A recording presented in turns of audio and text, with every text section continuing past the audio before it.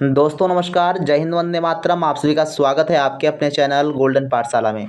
दोस्तों इस वीडियो में राष्ट्रीय आय एवं योग्यता आधारित छात्रवृत्ति परीक्षा के लिए सामाजिक विज्ञान के मोस्ट इंपोर्टेंट प्रश्नों को हल करेंगे।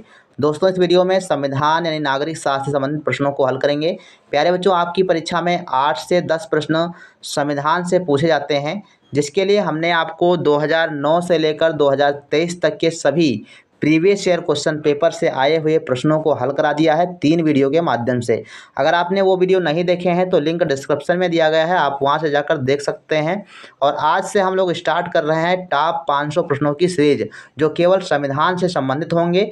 और इसके अलावा आपको डेली प्रैक्टिस सेट भी करवाया जा रहा है, जिसमें आपको संविधान हो गया, भूगोल और इतिहास संबंधित प्रश्नों को भी हल करवाया जा रहा है। तो आप सभी लोग का ये काम है कि आप सभी लोग वीडियो को अच्छे से देखें और उसको एक शॉर्ट नोट्स के रूप में तैयार करें, यानी प्रश्न को पढ़ें और उसके बाद उसको वन लाइनर के रूप में आप कॉपी पर नोट कर लें। जिससे ये होगा कि जब आपकी परीक्षाएं नज़दीक होंगी तब आप उसको आसानी से कम समय में रिवाइज कर लेंगे और तैयारी आपकी बेहतर हो जाएगी। इससे आपका स्कोर अच्छा होगा और आपका सिलेक्शन पक्का हो जाएगा। दोस्तों, यदि आप प्रीवियस ईयर क्वेश्चन पेपर में पूछे गए सभी प्रश्न और टॉप 500 प्रश्नों की सीरीज को हल कर लेते हैं, उसको अपनी कॉपी पर नोट कर लेते हैं और याद कर लेते हैं, तो मैं गारंटी दिलाता हूं कि एक भी प्रश्न आपका संविधान से संबंधित गलत नहीं होगा। तो आइए आज की वीडियो को शुरू करते हैं। और ये बच्चों आपकी पार्ट नंबर 1 है, जिसमें आज हम 35 प्रश्नों को हल करेंगे। तो आइए देखते हैं। शुरुआत में आपके जो प्रश्न दिए गए हैं वो ब्रिटिश कालीन सत्ता को चलाने के लिए, उसमें सुधार करने के लिए कुछ महत्वपूर्ण घटनाएं हैं, उससे संबंधित प्रश्न हैं, आपको ये भी पढ़ने चाहिए। तो पहला प्रश्न है बच्चों, भारत में ब्रिटिश सत्ता की आधारशिला कब रखी गई थी? तो भारत में जो है अंग्रेजी शासन की शुरुआत कब हुई थी, ये प्रश्न आपसे पूछा जा रहा है। ऑप्शन आपको अगर आता है, राइट आंसर आता है, तो आप लोग कमेंट सेक्शन में ज़रूर लिखिएगा। ऑप्शन है आपके पास 1600 ईस्वी में, 1602 ईस्वी में, 1607 ईस्वी में या फिर 1608 ईस्वी में। तो बच्चों इसका राइट आंसर जो हो जाएगा, फर्स्ट ऑप्शन आपका सही आंसर हो जाएगा। 1600 ईस्वी में अंग्रेजी हुकूमत की शुरुआत हुई थी, शासन सत्ता की शुरुआत हुई थी। फर्स्ट ऑप्शन आपका सही जवाब हो जाएगा 1600 ईस्वी। नेक्स्ट क्वेश्चन है, बंगाल के गवर्नर को गवर्नर जनरल का दर्जा मिला था, यानी जो बंगाल का गवर्नर था उसको गवर्नर जनरल के पद के रूप में जो है परिवर्तित कर दिया गया था। तो इसका जो सही आंसर हो जाएगा 1773 ईस्वी में बंगाल के गवर्नर को गवर्नर जनरल बना दिया गया था। नेक्स्ट क्वेश्चन की बात करते हैं, इससे ही रिलेटेड प्रश्न है आपका, बंगाल का जो गवर्नर जनरल भारत का गवर्नर जनरल बना, ये बताइए कब बना था? यानी बंगाल का गवर्नर जनरल भारत का गवर्नर जनरल कब बना था? 1793, 1813, 1833 या फिर 1853? तो सही आंसर बच्चों हो जाएगा सी ऑप्शन, 1833 ईस्वी में जो बंगाल का गवर्नर जनरल होता था उसे पूरे भारत का गवर्नर जनरल नियुक्त किया गया था। आपका सी ऑप्शन सही जवाब हो जाएगा।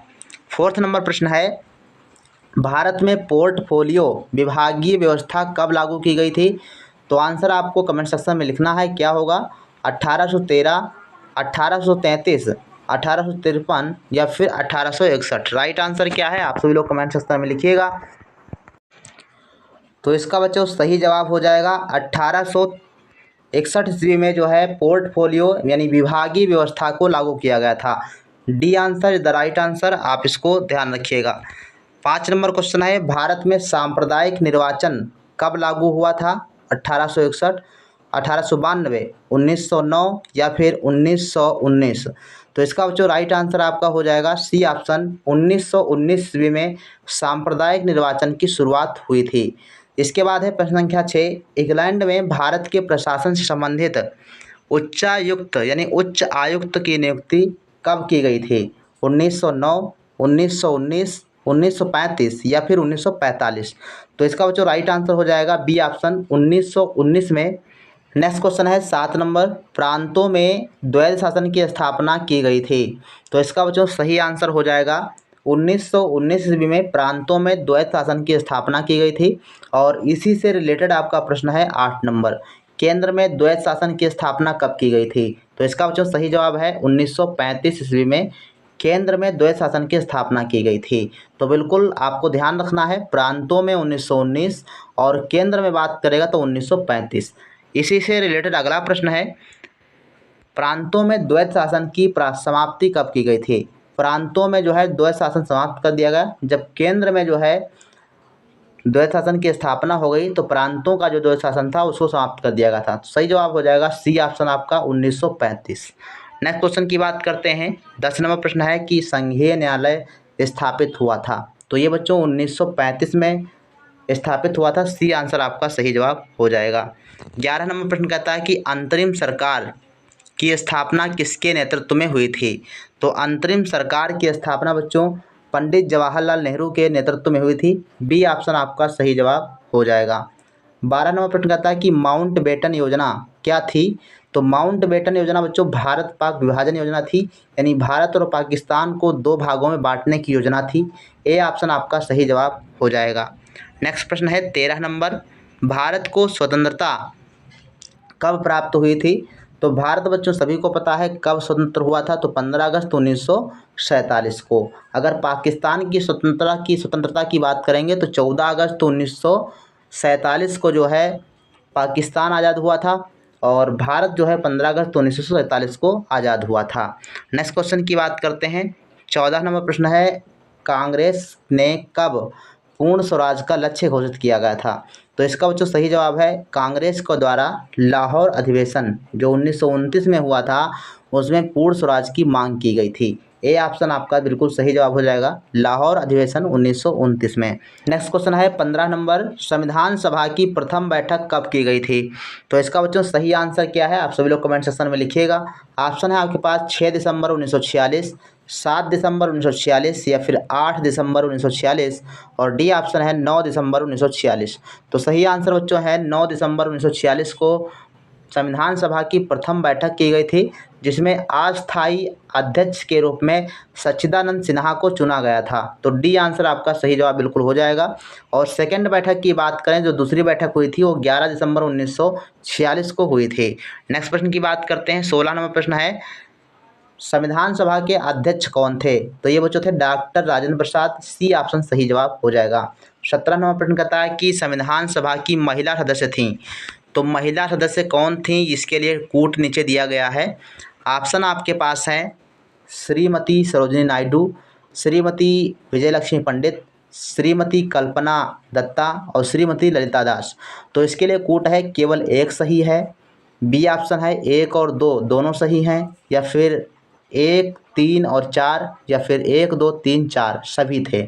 तो सही आंसर बच्चों हो जाएगा बी ऑप्शन 1 और 2, यानी श्रीमती सरोजिनी नायडू और विजय लक्ष्मी पंडित, ये दोनों जो है महिलाएं थी जो संविधान सभा की सदस्य थीं।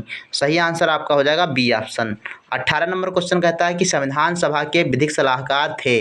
तो संविधान सभा के विधि सलाहकार कौन थे, आप सभी को पता होगा, ये थे Shri VN Rao. C option आपका सही जवाब हो जाएगा। 19 नंबर प्रश्न है, संविधान सभा के प्रथम वक्ता कौन थे। तो प्रथम वक्ता थे doctor Sarvepalli Radhakrishnan. C option सही जवाब हो जाएगा। इसको आप वन लाइनर के रूप में लिखते रहें। 20 नंबर क्वेश्चन है, संविधान सभा के अस्थायी अध्यक्ष कौन थे। हमने आपको ऊपर बता दिया, अभी जो 9 दिसंबर को मीटिंग हुई, यानी पहली जो बैठक हुई, पहली सभा हुई, तो उसमें जो है डॉक्टर सच्चिदानंद सिन्हा को अस्थायी अध्यक्ष के रूप में चुना गया था। डी आंसर आपका सही जवाब हो जाएगा। 21 नंबर क्वेश्चन है, संविधान निर्माण में समय लगा था। तो ये बच्चों लगा था 2 वर्ष 11 माह 18 दिन। बी आंसर आपका सही जवाब हो जाएगा। और इन प्रश्नों को आप सभी लोग जो है नोट करते चलें। 22 नंबर क्वेश्चन कहता है कि संविधान सभा द्वारा संविधान कब स्वीकृत किया गया था। तो ये स्वीकृत किया गया था 26 नवंबर 1949 को। सी ऑप्शन सही जवाब हो जाएगा। नेक्स्ट प्रश्न है 23 नंबर, भारत में गणतंत्र दिवस मनाया जाता है। तो गणतंत्र दिवस कब मनाया जाता है, जब जो है देश में संविधान लागू हुआ था, उसी दिन से हमारा देश गणतंत्र हुआ। तो आपका राइट आंसर हो जाएगा 26 जनवरी 1950। बी आंसर सही जवाब हो जाएगा। 24 नंबर प्रश्न कहता है कि भारत में संविधान में गणतंत्रात्मक व्यवस्था ली गई है।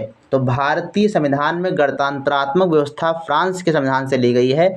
बी आंसर आपका सही जवाब हो जाएगा।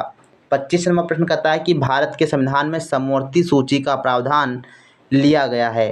तो समवर्ती सूची का जो प्रावधान है बच्चों कहाँ से लिया गया है, आप सभी लोग कमेंट सेक्शन में इसका आंसर लिखिएगा। ऑप्शन है आपके पास कनाडा, बी ऑप्शन आपका है अमेरिका, और सी ऑप्शन है ऑस्ट्रेलिया, और डी ऑप्शन है बच्चों दक्षिण अफ्रीका। तो 25 का राइट आंसर हो जाएगा बच्चों सी ऑप्शन, ऑस्ट्रेलिया से लिया गया है समवर्ती सूची का प्रावधान। 26 नंबर प्रश्न है, भारत के संविधान में विधायी शक्तियों के वितरण की परिकल्पना की गई है। तो इसका बच्चों सही आंसर हो जाएगा डी ऑप्शन, कनाडा के संविधान से जो है विधायी शक्तियों के वितरण की परिकल्पना ली गई है। नेक्स्ट क्वेश्चन की बात करते हैं। 27 नंबर प्रश्न बच्चों है, भारत के संविधान में राज्य के नीति निर्देशक तत्व लिए गए हैं। तो नीति निर्देशक तत्व बच्चों आयरलैंड के संविधान से लिए गए हैं। बहुत इंपॉर्टेंट प्रश्न है, आपका 100% आने की चांसेज हैं अब की बार। ए ऑप्शन सही हो जाएगा आयरलैंड के संविधान से। नेक्स्ट क्वेश्चन की बात करते हैं। 28 नंबर है, संविधान सभा में उद्देश्य प्रस्ताव लाया गया। तो किसके द्वारा लाया गया था? Doctor B R Ambedkar, Pandit Jawaharlal Nehru, doctor Sarvepalli Radhakrishnan या फिर डी ऑप्शन है श्यामा प्रसाद मुखर्जी। सही आंसर हो जाएगा आपका बच्चों बी ऑप्शन, पंडित जवाहरलाल नेहरू के द्वारा संविधान में उद्देश्य प्रस्ताव लाया गया था। 29 नंबर प्रश्न है, भारत के संविधान की प्रस्तावना का प्रारूप तैयार किया था। तो ये बच्चों थे आपके श्री बी एन राव, जो हमारे संविधान सभा के स्थायी सलाहकार एक प्रकार से थे, सलाहकार के रूप में काम कर रहे थे। तो उन्होंने जो है भारतीय संविधान की प्रस्तावना को तैयार किया था। सी ऑप्शन आपका सही जवाब हो जाएगा।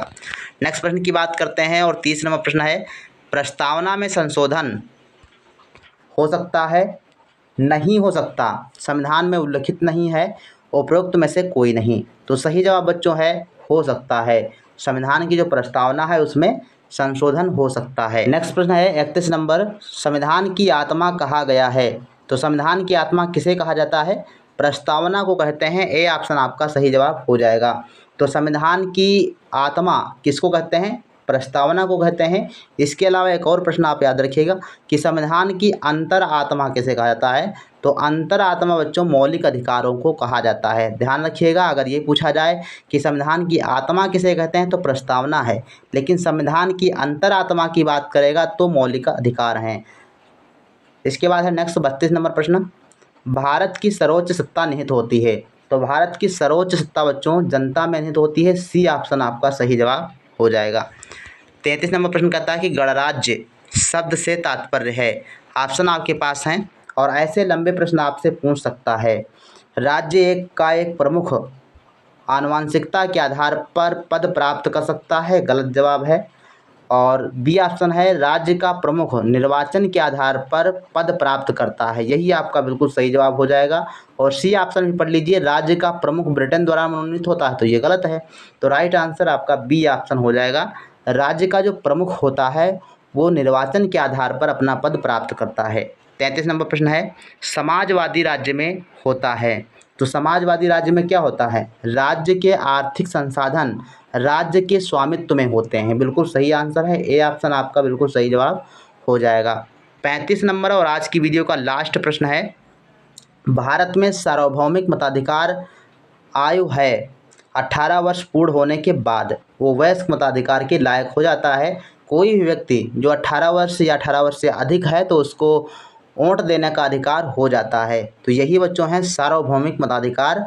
तो इस प्रकार से आपके ये रहे 35 प्रश्न। और इसके बाद अगली वीडियो आपकी ध्यान रखिएगा, सुबह की ये मीटिंग में आपको मिलेगा, तो आप सभी लोग देखना ना भूलिएगा। मिलते हैं फिर नेक्स्ट वीडियो में, तब तक के लिए धन्यवाद, जय हिंद।